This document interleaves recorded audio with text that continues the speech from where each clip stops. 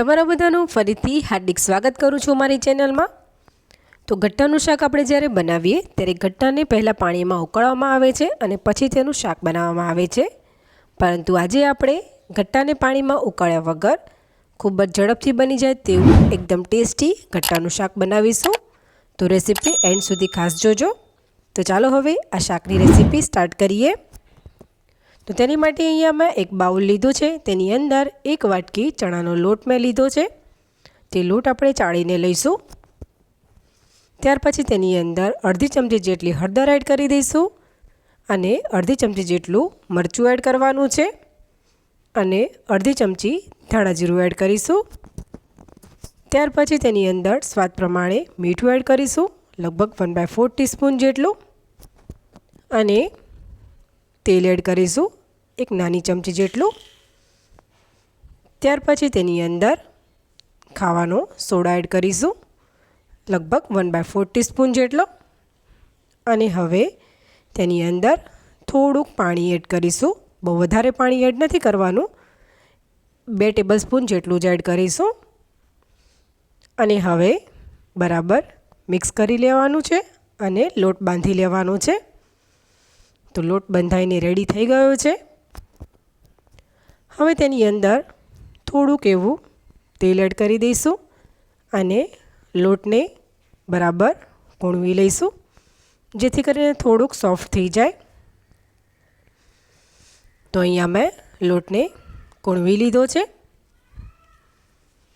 त्यार पछी ते लोटमांथी थोड़ोक लोट लई लईशुं अने आवी रीते हाथनी मददथी तेने नळाकार शेप आपी दईशुं। बहु आपणे जाडू नहीं राखीए, मीडियम ज राखशुं। तो अहींया मैं बधुं ज रेडी करी लीधुं छे।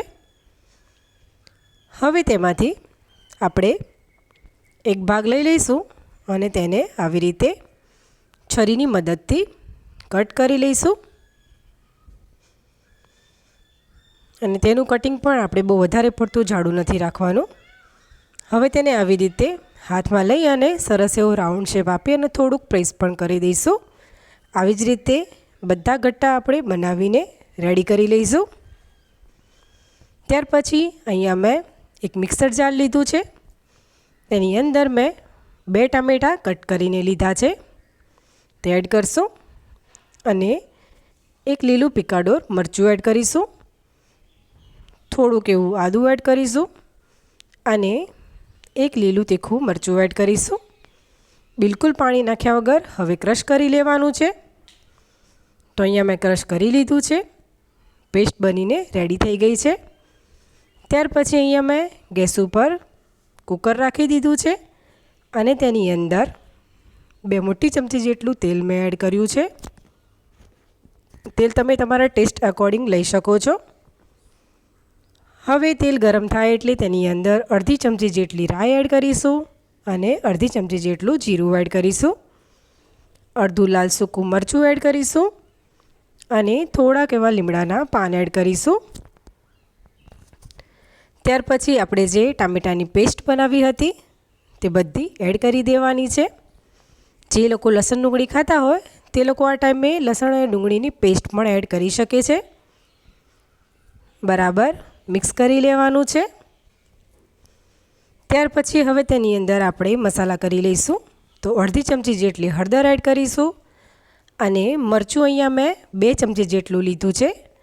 तमे तमारा टेस्ट मुजब ओछुं वधारे करी शको छो। 1 चमची जेटलुं धाणा जीरुं एड करी दईशुं अने स्वाद प्रमाणे मीठुं एड करीशुं, लगभग अर्धी चमची जेटलुं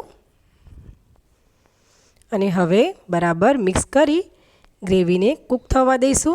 त्यां सुधी आपणे बीजी तैयारी करीए। तो अहींया मैं अर्धी वाटकी दહીં लीधुं छे, तेने आवी रीते आपणे एक रस करी लईशुं अने तेनी अंदर मैं 1 चमची जेटलो चणानो लोट एड कर्यो छे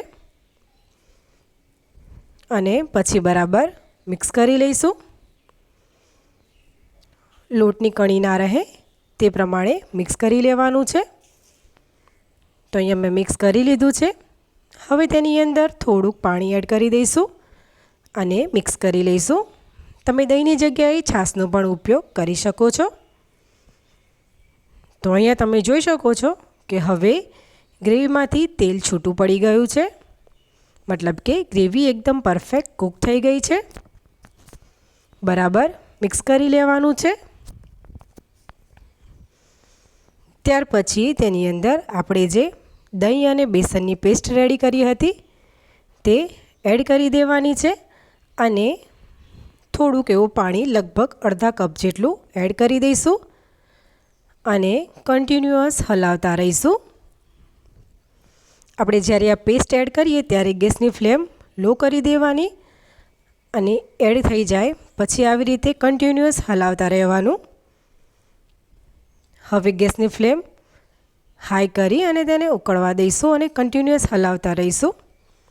અહીંયા પાણી ઉકળી ગયું છે, તમે જોઈ શકો છો. ત્યાર પછી આપણે જે ગટ્ટા રેડી કર્યા હતા તે બધા 1 બાય 1 કરી અને એડ કરી દેવાના છે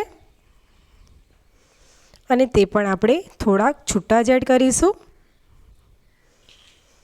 તો અહીંયા મેં બધા જ ગટ્ટા એડ કરી દીધા છે. હવે બરાબર મિક્સ કરી લેવાનું છે. હવે શાકને વધારે ટેસ્ટી બનાવવા માટે તેની અંદર 1 બાય 4 ટીસ્પૂન જેટલો ગરમ મસાલો એડ કરીશું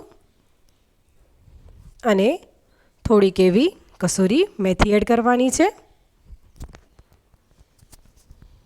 બરાબર ફરીથી મિક્સ કરી લેવાનું છે. તો ફ્રેન્ડ્સ, તમે જો આ રીતે આ શાક બનાવશો તો એકદમ ઝડપથી અને ટેસ્ટી બનશે. હવે ઉપરથી થોડીક એવી કોથમીર એડ કરી દઈશું. ફરીથી બરાબર મિક્સ કરી લેવાનું છે. હવે આપણે કુકરનું ઢાંકણ બંધ કરી દઈશું અને 3 થી 4 વિસલ જેવું કરી લેવાનું છે. તો અહીંયા તમે જોઈ શકો છો કે મેં વિસલ કરી લીધી છે. ત્યાર પછી કુકરનું પ્રેશર રિલીઝ થાય પછી હવે કુકરનું ઢાંકણ ખોલી લઈશું. તો હું તમને ચમચાની મદદથી પણ બતાવી દઉં. અહીંયા તમે જોઈ શકો છો કે ગટ્ટા પણ થોડાક ફૂલી ગયા છે, એકદમ પરફેક્ટ કૂક થઈ ગયા છે અને ગ્રેવી પણ આપણી એકદમ પરફેક્ટ છે. તો શાક બનીને રેડી થઈ ગયું છે. ઉપરથી થોડીક એવી કોથમીર એડ કરી દઈશું અને તેને એક બાઉલમાં સર્વ કરી લઈશું. તો અહીંયા મેં સર્વ કરી લીધું છે.